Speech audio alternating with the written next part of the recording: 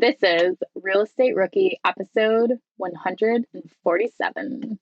And I was at work one day. He comes in. He's like, "Hey, man, you're still here?" And I was listening to the Bigger Pockets podcast. He's like, "Dude, you listen to that podcast?" I was like, "Yeah, man. I'm like trying to get into real estate." He's like, "Well, let's do a flip together." And I was like, "Okay, let's jump right in. I'm 100% down. Let's go." Welcome to the Real Estate Rookie podcast. We're super excited to have you guys here, but this is the one show where we demystify the world of real estate investing by having our guests tell you all the good, the bad, and the ugly that comes along with becoming a real estate investor so that you can get your first deal, your fifth deal, your 10th deal done and find financial freedom through real estate investing. So, Ashley, I'm super pumped to be here today. How are you feeling? Good, Tony. I am doing great. And I just want to jump right into our guest today because I met him a couple weeks ago and I'm so excited to have him on the show. So I met Tony in Fort Lauderdale at a real estate event. And I don't know, I just couldn't stop talking to him about real estate. And it was really awesome because he didn't come up to me right away and try and pitch himself to be on the Bigger Pockets podcast. I think it was probably maybe day 2 that he said, "Oh yeah, I actually applied once," and I was like, "We're getting you on. Your story is too good.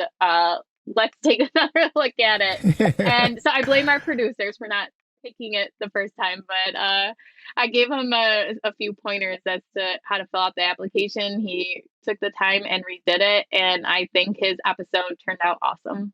Yeah. So just to clarify, our guest name is also Tony. So there were 2 Tonys on today's episode, and you'll listen near the end. I get dubbed the other Tony, so that's what I'll be referred to as now. But I think Tony, and I want the listeners to make sure that they really pay attention to this. But he, as a brand new investor, was able to partner with a guy that had done over 400 flips, 400 successful flips, a multimillionaire kind of guy. And he was able to partner up with him as a new investor. So make sure you listen to the strategy that he employed to make that happen, because I think it's something that everyone can take away from. So again, I also really enjoyed today's episode. And I'm sure you guys will as well. I guess last thing for me, Ashley, just for those of you that are listening that haven't connected with us on Instagram, make sure you guys do that. Ashley's at Wealth from Rentals. I'm at Tony J. Robinson, and we do our best to kind of share a lot of what we're learning behind the scenes. You don't get to hear on the podcast, on our social channels as well. So, but excited to get into today's episode. The content is great, but also make sure you guys listen to how he found 2 of his partners, and one turned out to be a really bad deal. The other turned out to be a great deal, but I think we need to have Bigger Pockets start some kind of matchmaking partner website, so not everybody is going where Tony has gone to find his partners. But a great story, and Tony, he's going to motivate you and excite you and make you want to put yourself in opportunities and to reach out to people, pick up the phone and ask for things that, you might be holding yourself back because you just think somebody is going to say no, which in Tony's case, it really hasn't for him. He's really pushed through and doing awesome today. So let's get Tony, not other Tony.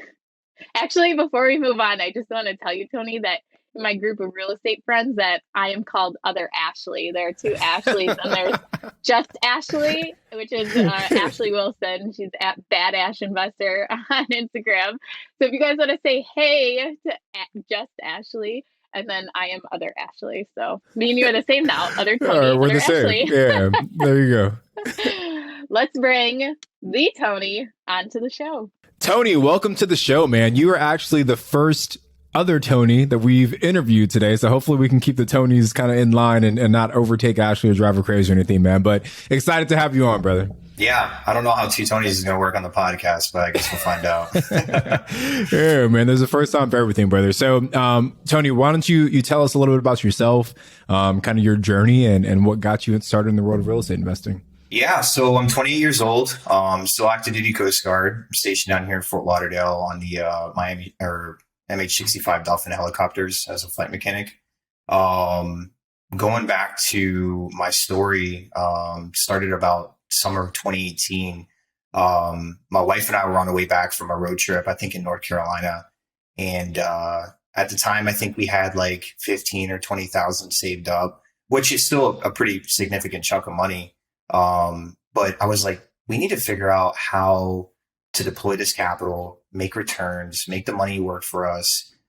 We just didn't know the execution process, right? So I told her, I said, hey, babe, like, let's turn on a podcast or something like that. Let's listen to something to see what we can deploy money to.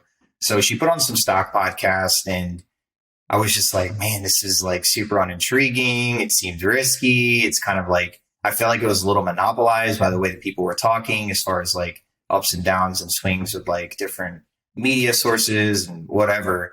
And I was like, no, that's not for us. Let's try something else. So she found the Bigger Pockets podcast, and we started listening episode 1, and the light bulbs just started going off. I was like, oh my God, this is insane. Like, why didn't I think of like investing in real estate, right? You always ask yourself why didn't I get in earlier? Well, it's just like finding the opportunity to do so, right? So I think we listened to about 8.5 hours of the podcast.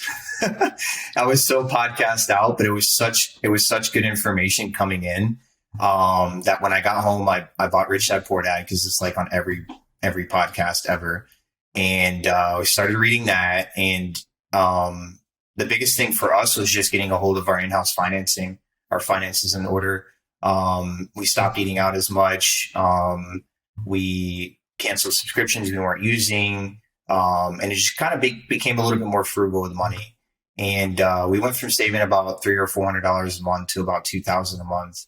And that took about 2 or 3 months to kind of narrow down. After that, we decided to buy our own house because we were renting at the time. And this is back in New Jersey where I was stationed last. We were renting a single family home at the end of the street. And we had just got a letter in the mail from our landlord saying, hey, your rent's going up, $150 next month, because we were at the end of our lease. I was like, babe, I'm not paying an extra $150 a month. Like, we need to figure out a different way.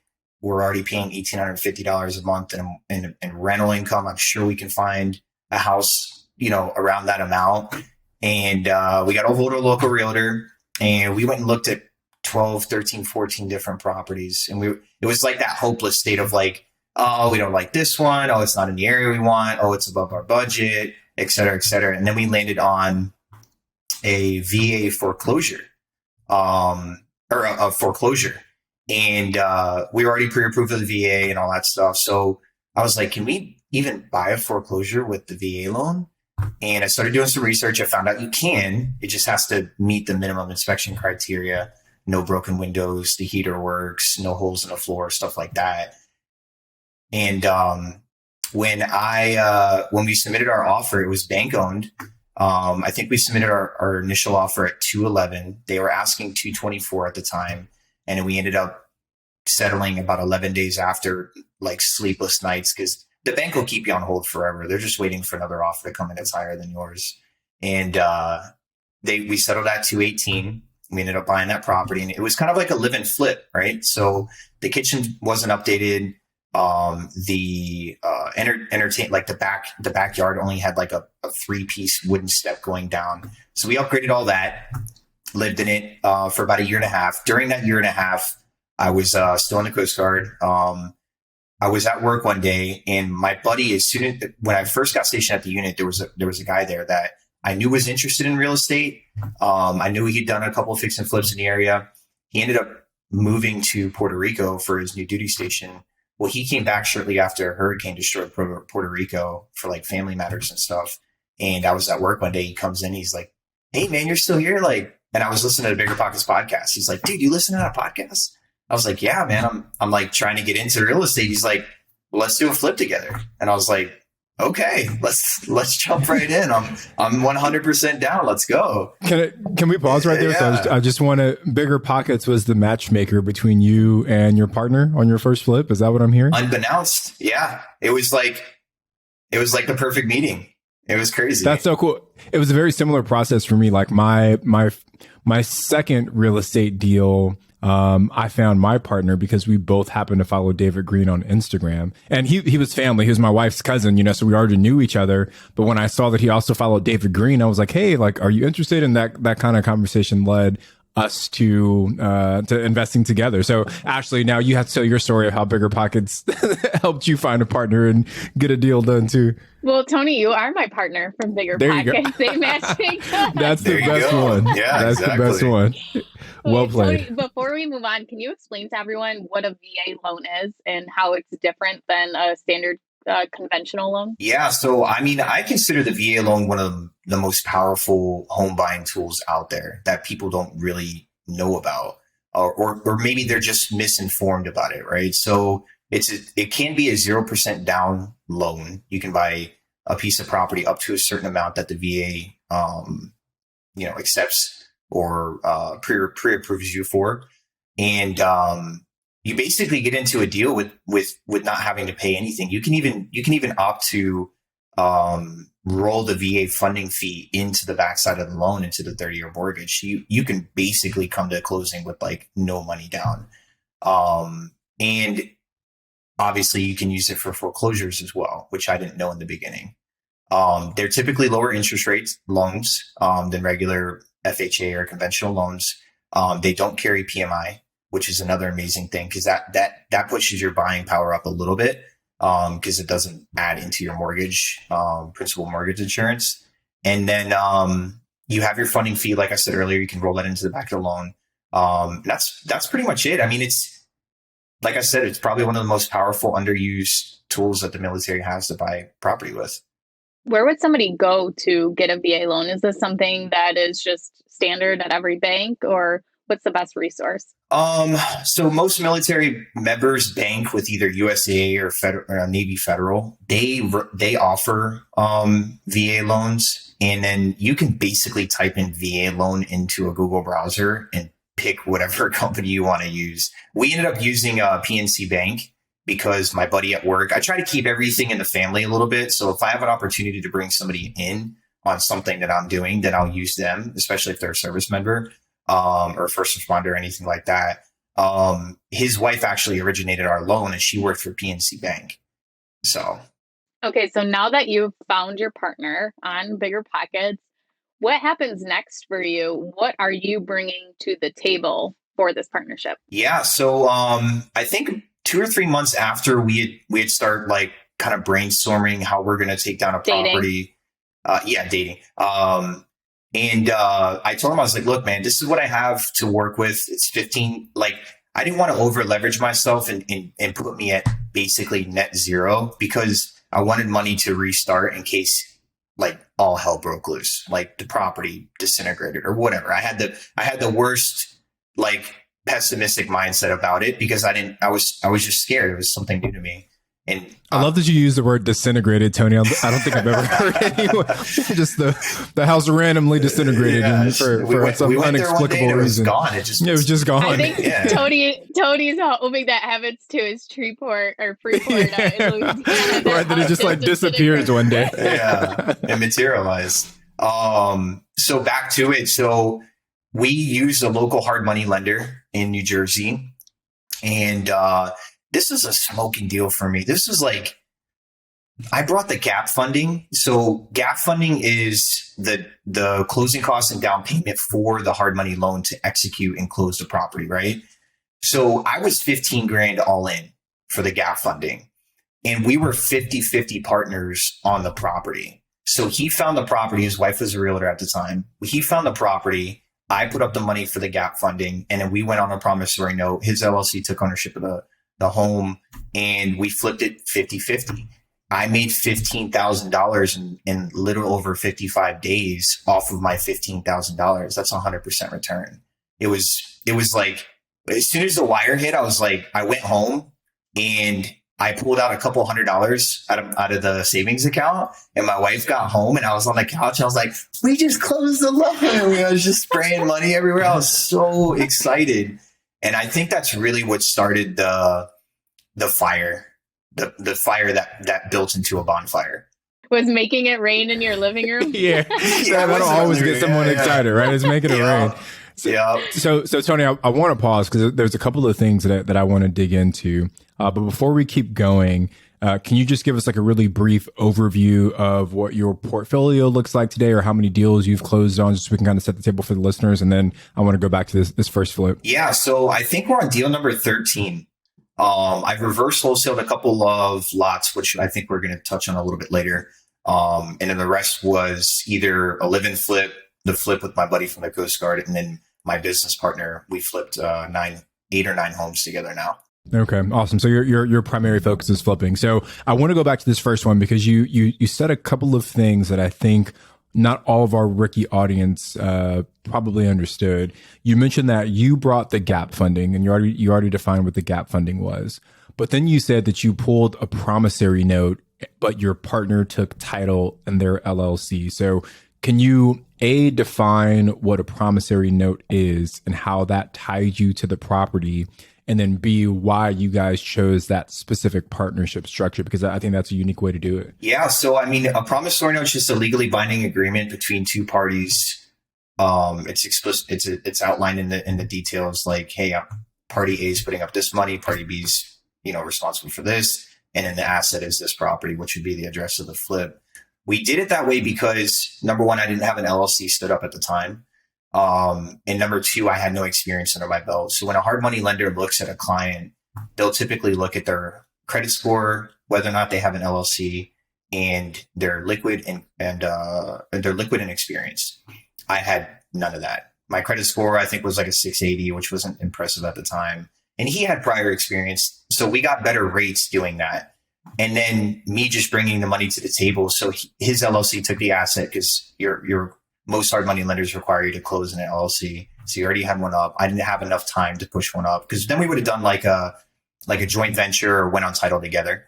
But yeah, the promissory note is just basically a contract between the two parties outlining what each other's bringing to the table.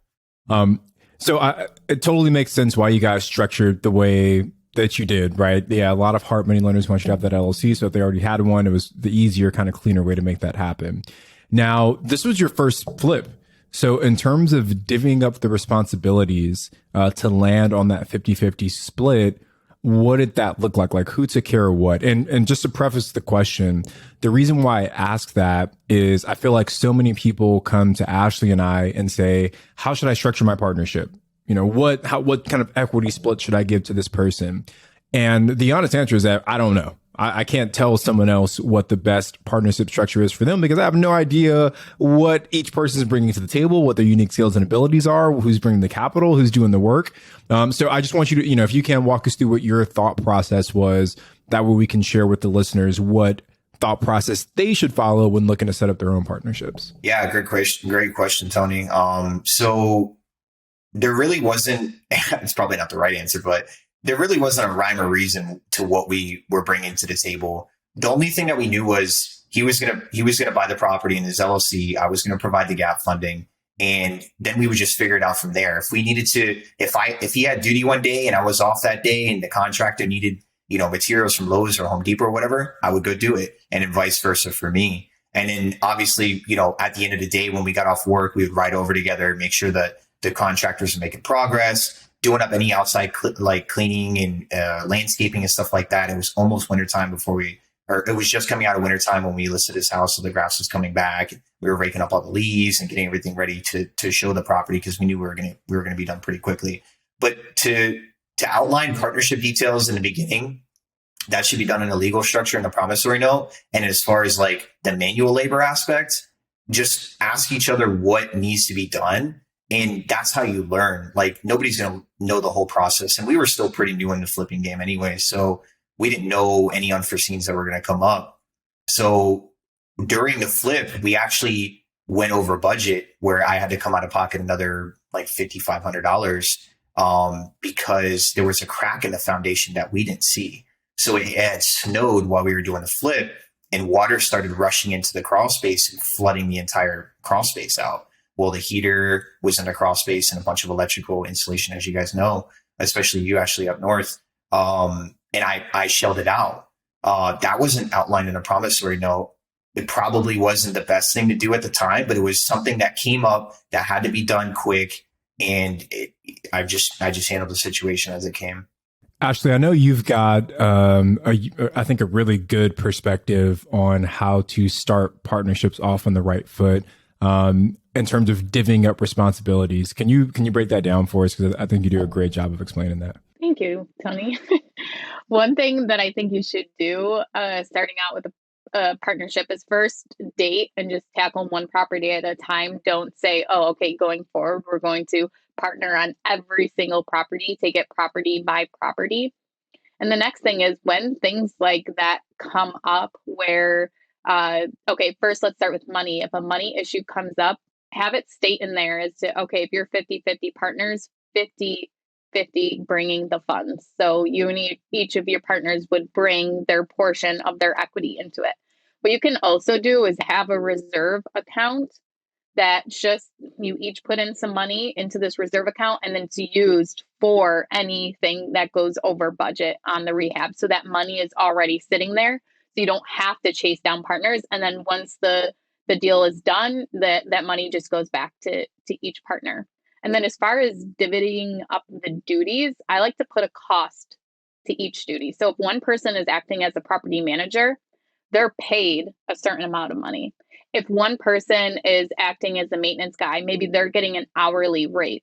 So that way, if one partner decides, you know what, I'm not doing the maintenance anymore, and they are just done with it and you outsource that, the person that's doing the property management isn't left standing, wait, but you still have 50% equity. I still have 50% equity. And now I'm doing my work still, and we're paying somebody else to do yours. That's not fair. So having that breakdown of what you could put a price to, so then, your cash flow at the end is whatever is left after you've paid each other for handling their duties and roles and responsibilities. So that's always an option too.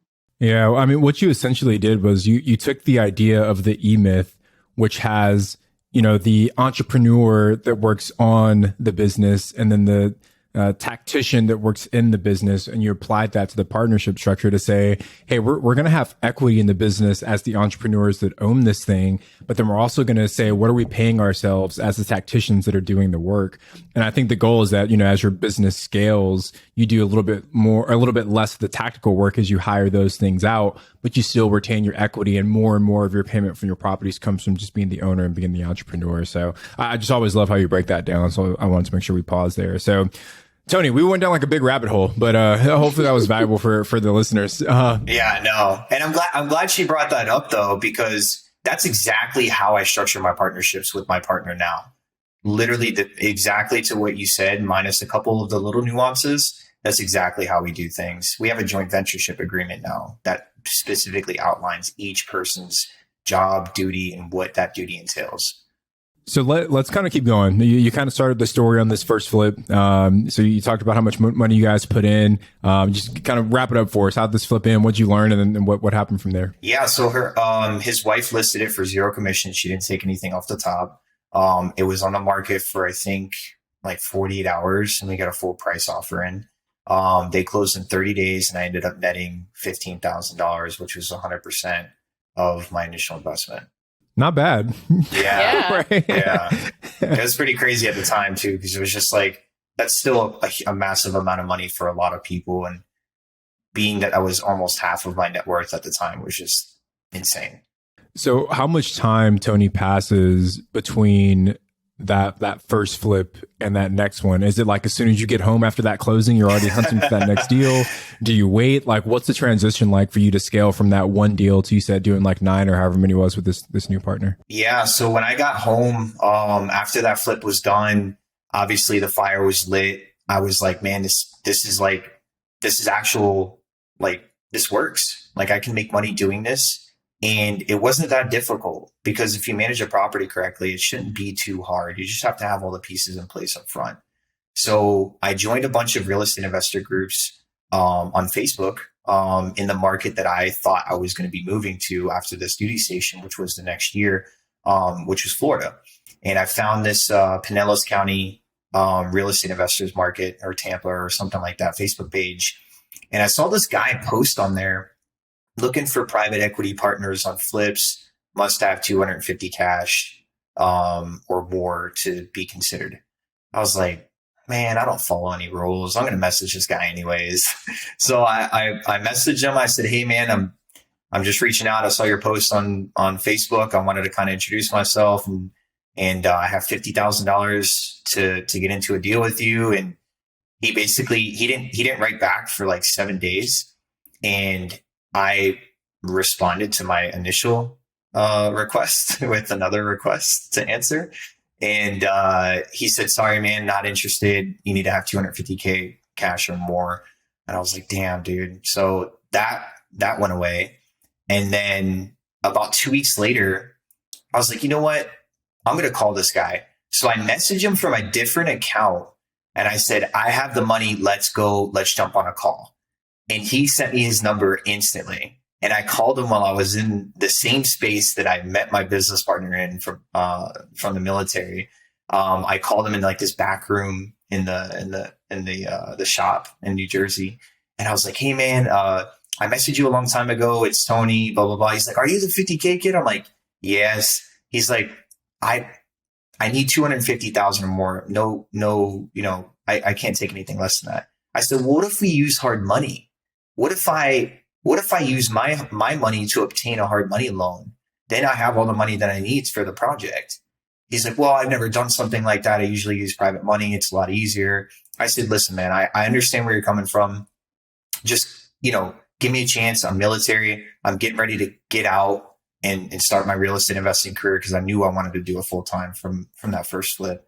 And he's like, all right, if you're serious, fly down and meet me. And I was like, okay, I'll do it. This is like a spooky Craigslist article. Like, hey, come into my back garage with no lights and I'll show you the thing that you want to buy. And I was like, oh my God, this is going to be crazy. So you're going to be on the news. Yeah. Military guy goes missing after real estate deal ends up bad or something crazy. I told my wife when I got home, I was like, I got to fly to Clearwater to meet this guy. And she's like, what? I was like, I want to meet him. He put on there, have completed 400 plus flips. And I was like, this is like the Grant Cardone flipping. Like, I have to meet this guy. So and you're just going off of what he says at this point, right? And he didn't have a profile picture. Him or find any information? Oh. He didn't have a profile picture. I didn't know what this guy looked like, man. It was the craziest thing. All I heard was his voice on the phone.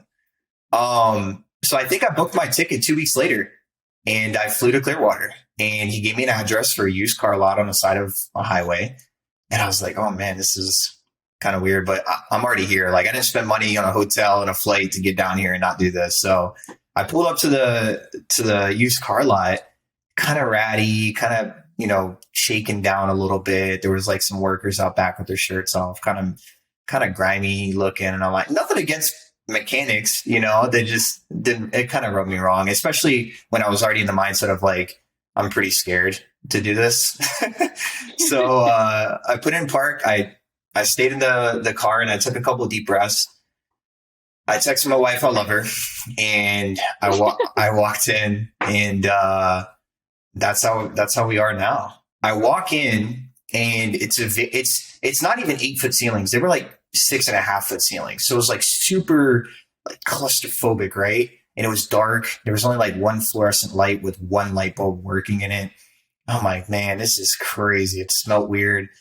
I walk in and I was like looking around. I didn't see anybody. In the back left corner, there was a desk with a computer with a gentleman sitting at it. And I said, hey, is Neil here? And he's like, I'm Neil. And he like gets up very abruptly and starts walking towards me. And I was like, do I run or do I shake this guy's hand? Like, I didn't know what to do. So I shook his hand. He's like, come here. I want to show you something. He like pulled this little stool out from the back room, sat me down next to him. He's like, he pulls out this filing cabinet to the left of his computer and shows me all his HUDs from like the last 400 flips. He's like, listen. Can you explain real quick what a HUD is? Yeah. So basically it's the seller and buyer breakdown of the purchase price of the property, title company fees, insurance, any outstanding taxes, liens, whatever. It basically shows you every number statistic wise for the property and what you're going to have to bring to the table and what the seller's netting from the transaction. It's a closing statement. So he pulled out 400 of them in a folder and was just raking through them. I've been doing this for 13 years, blah, blah, blah.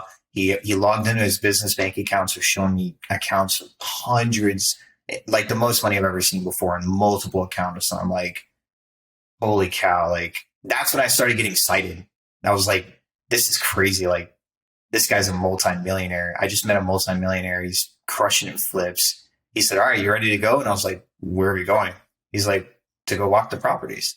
I was like, yeah, I guess. Let's go. And he's like, can you drive? And I was like, I don't know this area, but yeah, I guess I'll drive.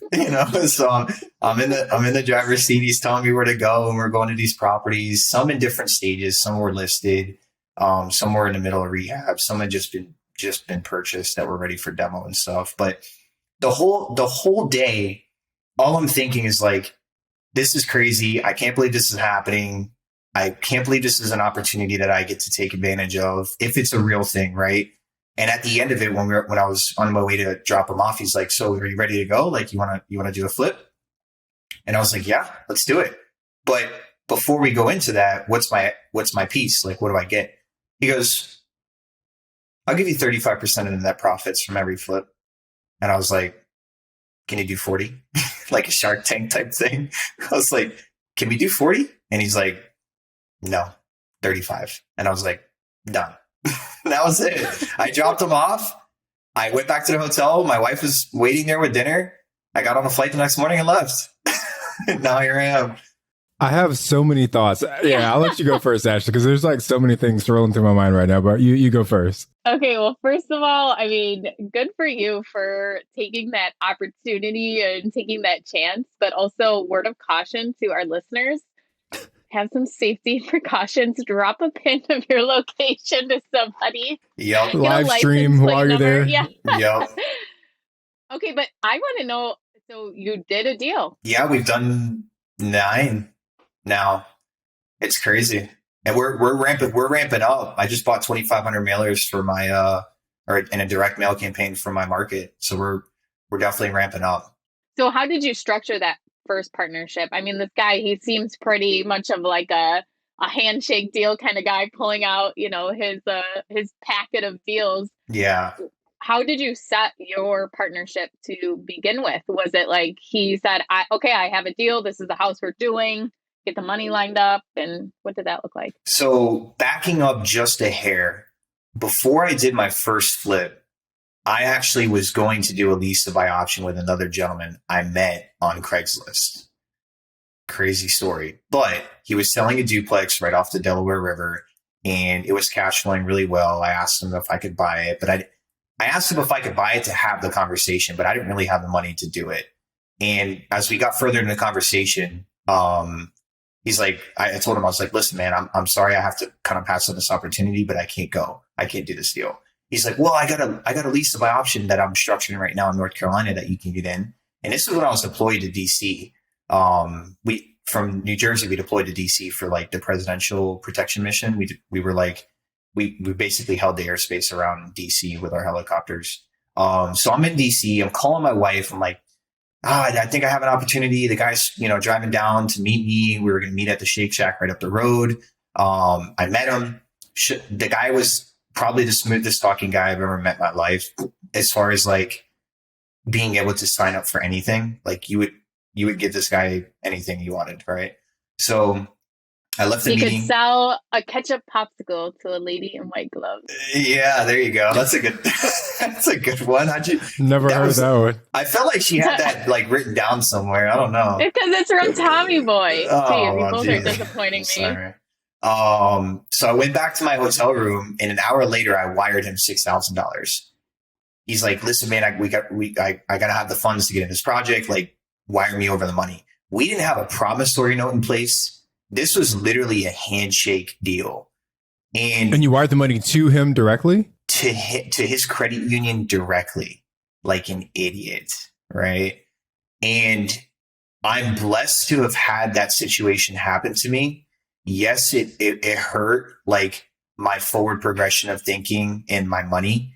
But I wanted to get into it so bad that I was willing to do anything that, which is a super rookie mistake, right?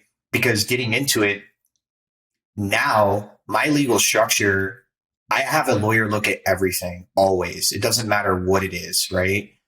Before I lost my $6,000, I was thinking to myself, I was like, man. And then he sent me some crumpled up promissory note that it looked like it was in his back pocket. And he's like, here, sign this. And I was like, okay. So I signed it. And it wasn't a legally binding contract. It was just basically like napkin writing, right? He strung me along for 7 months and then disappeared the day of closing, where I was supposed to get my return back plus my initial investment plus my profit. And I was already pre-celebrating with my wife in Clearwater at like this fancy bar. We were popping like rosé and have this beautiful dinner. And I was like, babe, we're going to get this wire. It's coming up on 5 o'clock. They're going to wire us. Nothing. I was destroyed, like internally, because not only did it take $6,000 from me, but it took like 4 or 5 months of my time, because I didn't get into another deal because I had that capital deployed. So going back to the sorry, really quick, before we move on, I just want to comment on that really quickly, because Ashley and I just talked about this in one of our Ricky Reply episodes not too long ago.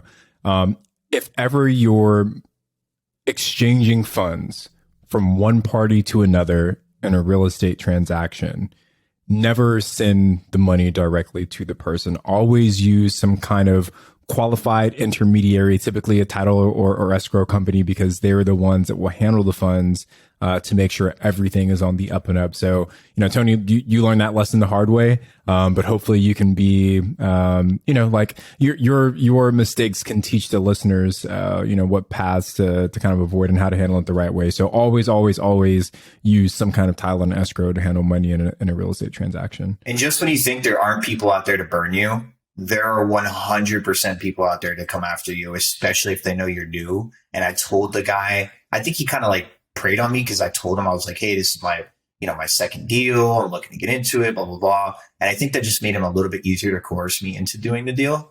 And then I had false hopes the whole time, or false promises the whole time. So my business partner now calls me the luckiest real estate investor he's ever met, because he knows people in himself that have lost millions of dollars on legal structure, like lack of legal structure.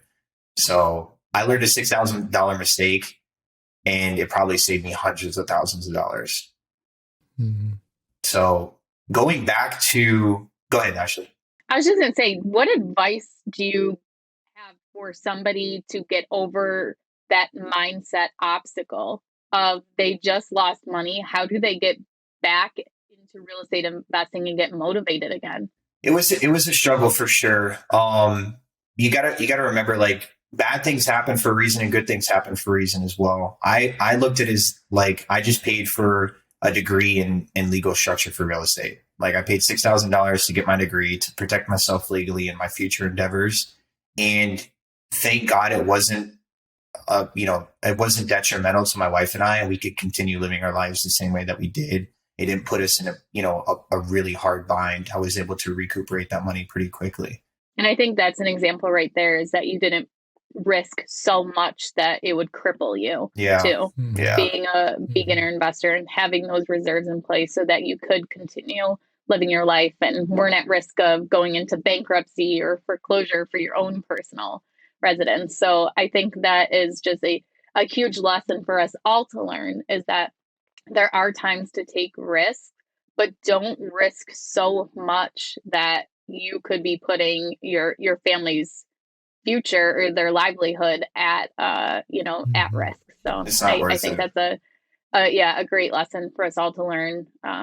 And then just, when you are talking to partners or people you want to invest with, and I think it's almost ironic that your partner that turned out well, you met through Craigslist also, or met online. And so it's not an example that you can't meet random people, random places, or even online that means they're bad. It's not going to work out, because you obviously had it work out for you, but with a different person. Or I'm just a glutton for punishment. I don't know. Either way. Yeah.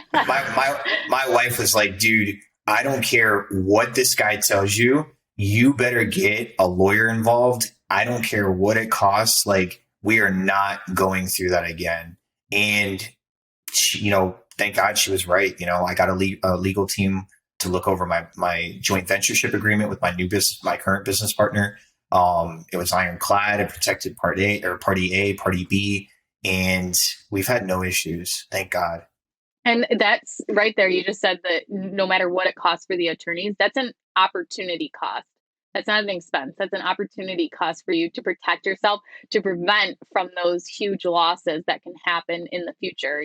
Your wife is so right. It's better to pay upfront than to have to be reactive, and you're going to end up paying a lot more out of pocket. And I think for people who are wondering how to structure something, start with your attorney. Start with consulting a attorney. If you don't have an attorney that you use at all, find one. Ask for references from other investors in your area, and just open the conversation. A lot of attorneys will give you a free consult, but I think a lot of times they're not as expensive as we think that they are too. To have something done can be a couple $100s, but to protect the wealth that you're going to be growing, it's way worth it. Yeah, and I was just going to touch on that too. I think the joint ventureship agreement was free for a lawyer to look at. Like, I literally called a legal team in Florida just outside of Tampa, and I was like, hey, I'm getting ready to structure a real estate agreement with my partner. Can you look over this joint venture agreement? And she's like, yeah, that's fine. Send it over. Because they want to earn your business too, right? So you need to treat them right on the backside. Like, you need to make sure, like, any legality structure that you need in place after that, you need to hook them up on the backside or on the front side as well. So it was free. And I was like, this is awesome. I should have done this from the beginning. I wouldn't have lost $6,000. So, yeah. So how did you, your successful partnership, how did you guys end up structuring that legally? You did it as a joint venture? Yep. So, and I told him, my LLC will own the asset, period. At the end of the day, I was willing to take the risk, even with the joint ventureship agreement. But at the end of the day, my LLC had to own the asset. I was doing the hard money loan in my LLC anyways, so I was gonna own the asset, and he just structured a mortgage note for default in a partnership that he can file with the title company in case I want to push him out of the deal or try to take the deal away from him. He can file that with the title company, and he's entitled to his net profits from the deal when and if I sell the property. So he structured his legal, background on what he wanted to do, and then I took the front side, joint ventureship agreement. It's my property, so that's how I structured it. So I just want to clarify a bit. So you have your own entity, like your own LLC, correct, Tony? And then your partner has their own LLC. But then to join those two LLCs together, all you created was a joint venture agreement that outlines the nature of that partnership. So there's not necessarily a new entity that's been created between the both of you, but just that document that binds your entity and his entity. Am I understanding that correctly? Yes, sir. You're correct. Okay. And that's cool, right? Because I think a lot of times people think that you have to create this LLC to do a partnership with someone, and you don't. Like, I've got a lot of partnerships with people, and they're all structured the same way, where it's my entity, the other person's entity, and then a joint venture agreement that outlines how that partnership for that specific property is structured. So love that you've kind of leveled up how you've kind of put those two things together. I want to dig into a little bit on how the actual duties are divvied up now, because it seems like that partner obviously had a lot of experience, right? 400 flips, but before you guys worked together.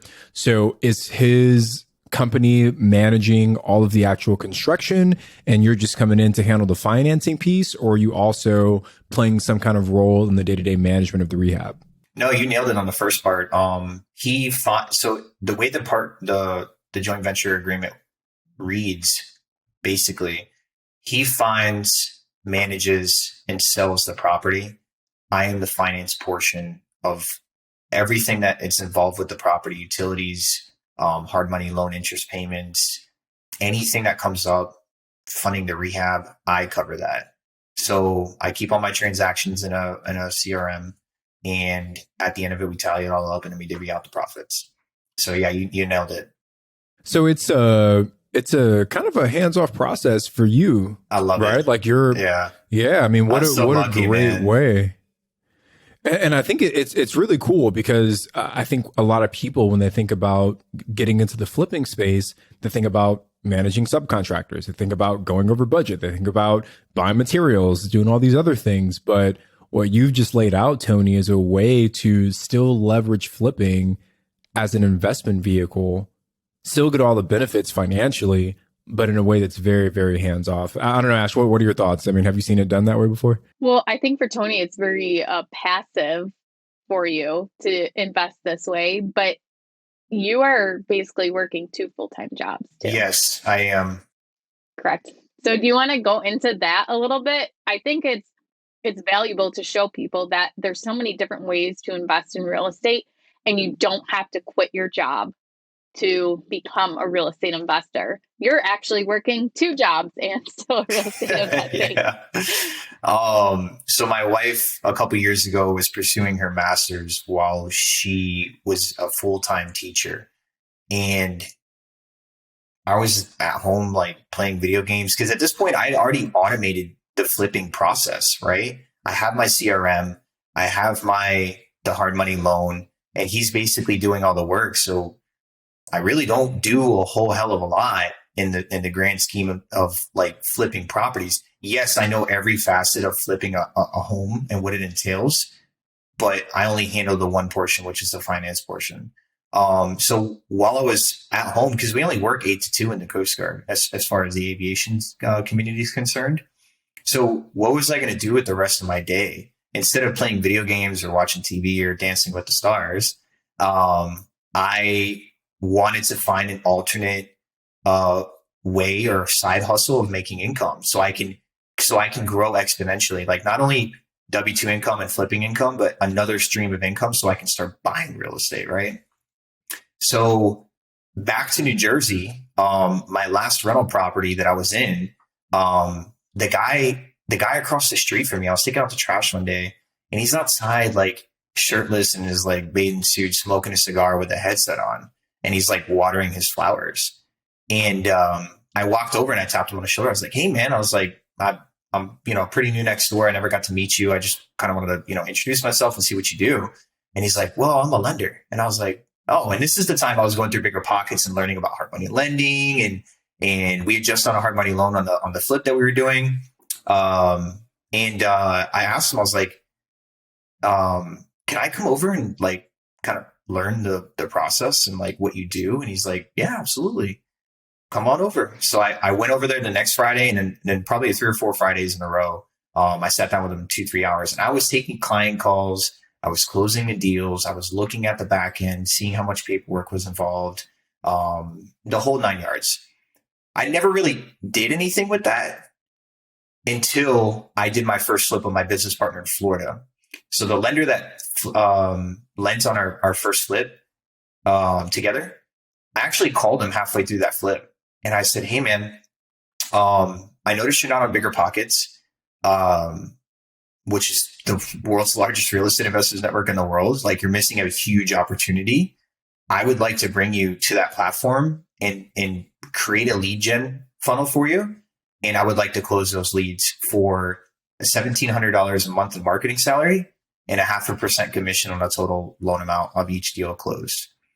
He said, okay, when do you want to start? And I was like, at that point, you're thinking, oh, I should have went higher. I was like, no, what? This is crazy. Tony, we got to pause there because, I want to make sure that this isn't getting lost on all of our rookies right now.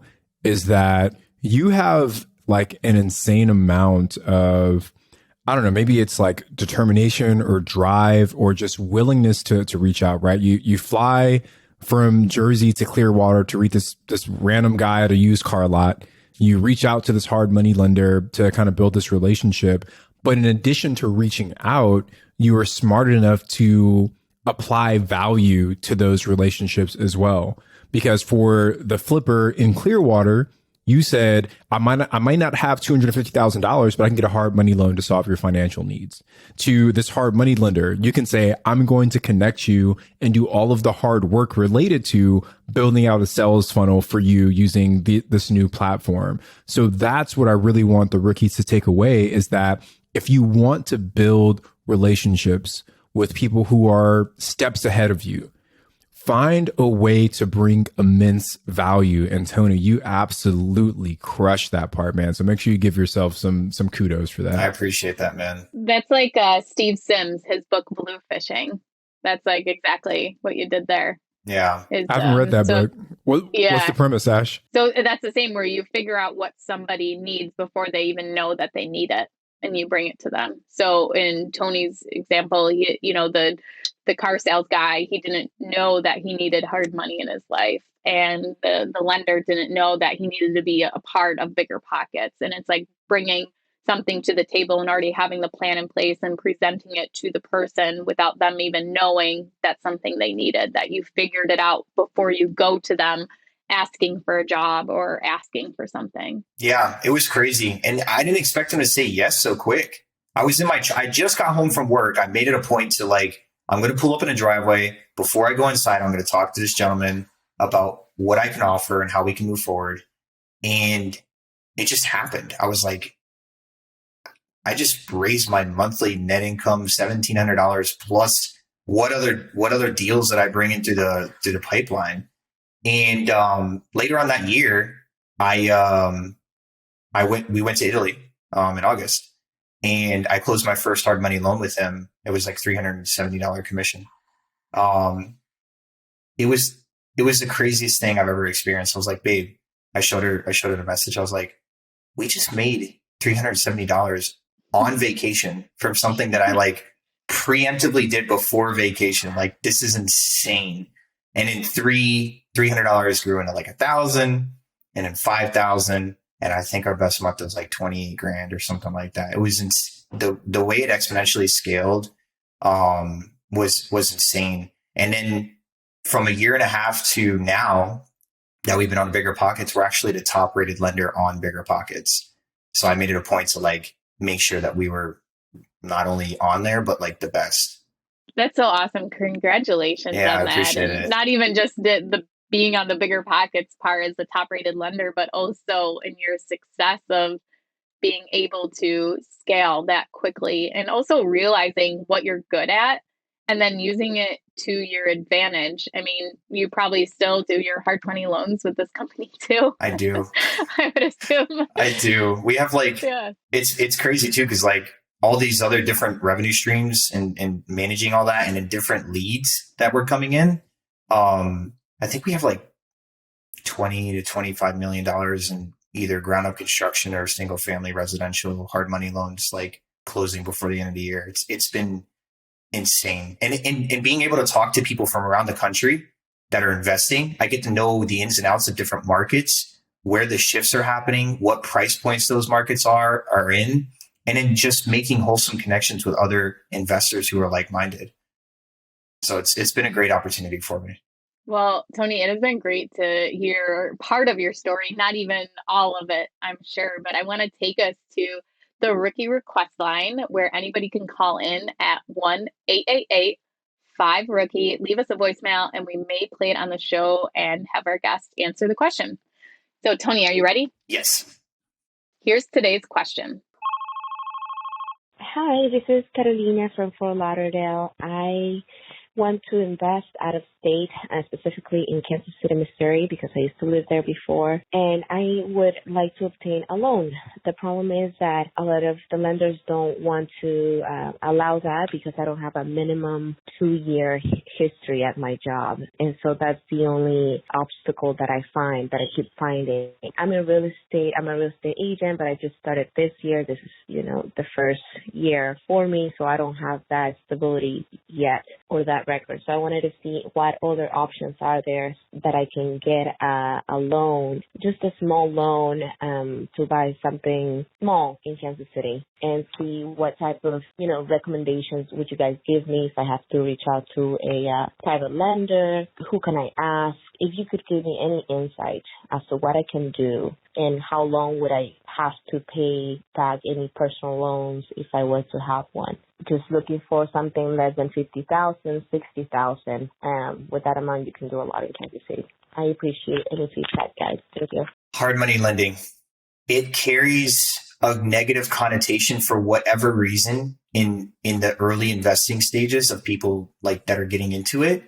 But we don't go off of DTI. We don't go off of W-2s, tax returns, none of that. If you have an LLC established and the capital to get into the project, as long as the asset performs, we'll fund it.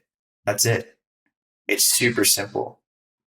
And having those barriers, yeah, she's a 1099 employee. I'm assuming she doesn't have that income that a normal bank's looking for, like 3 years of tax returns and making good money and stuff like that.